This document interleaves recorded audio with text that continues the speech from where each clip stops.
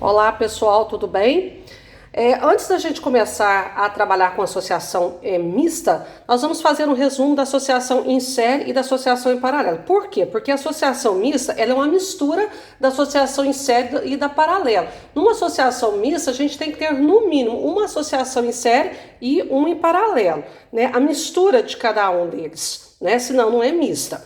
Bom, o que é uma associação em série? Uma associação em série é uma associação onde os aparelhos, onde os resistores estão em sequência um do outro.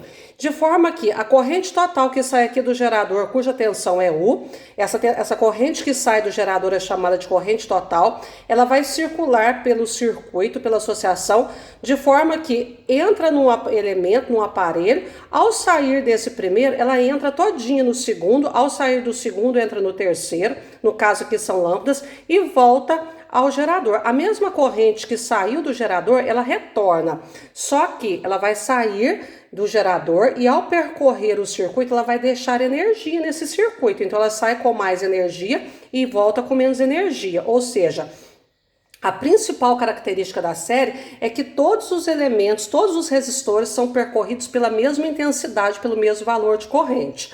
Aqui nós temos um esqueminha, né, onde a gente coloca esses resistores, né? O símbolo de resistores é essa cirandinha aqui. Então a lâmpada 1 tem uma resistência R1, a lâmpada 2 tem uma resistência R2 e a lâmpada 3 tem uma resistência R3. As características da série, né? A primeira característica é o que eu já disse, a corrente total que percorre o circuito é a mesma corrente que passa na lâmpada 1, que passa na 2, que passa na 3. Todos os elétrons que saírem do gerador vão percorrer todas as lâmpadas e é igual às demais se tivesse mais resistores em série. A tensão total, que é a tensão do gerador, ela equivale à soma das tensões de cada um dos aparelhos, de cada um dos resistores. Pode ser resistores de tensões iguais ou diferentes.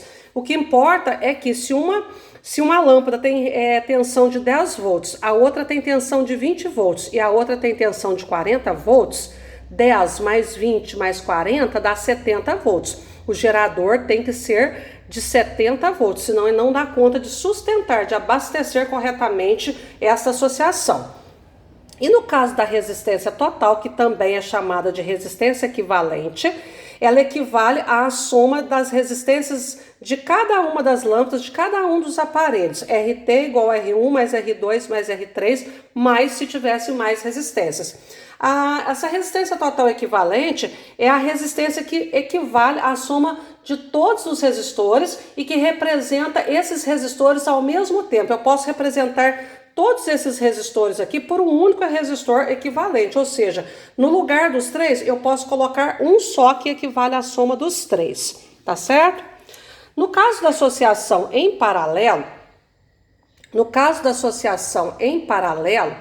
é um pouquinho diferente, porque nós temos o seguinte, a corrente elétrica que percorre o circuito, que sai lá do gerador, ela já não vai ser a mesma que vai passar em todos os elementos, todas as lâmpadas ou todos os aparelhos do circuito. Essa corrente total sai do gerador, cuja tensão é U, né? Ela chega aqui, veja que ela tem 3 caminhos para percorrer, para se dividir.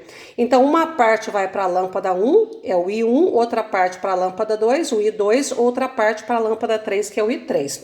Se essas lâmpadas forem idênticas, essa corrente total se divide em 3 partes iguais. Mas se essas lâmpadas forem diferentes, essa corrente vai se dividir proporcionalmente à resistência de cada lâmpada. Onde tiver mais resistência, vai entrar menos corrente. Então, uma das características do paralelo é a corrente elétrica se dividir.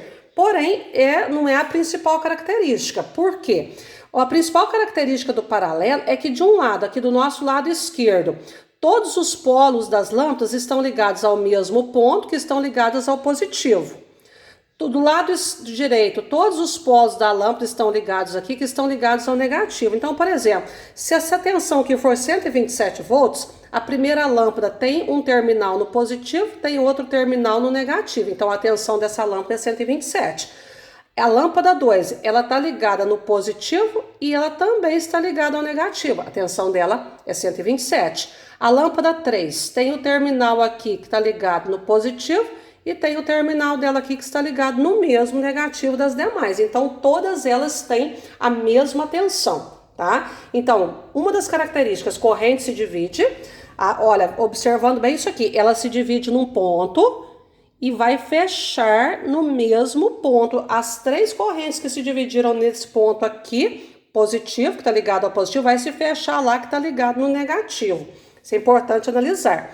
Então, características. A principal característica do paralelo é que todos os elementos, todos os aparelhos, todos os resistores estão ligados à mesma tensão.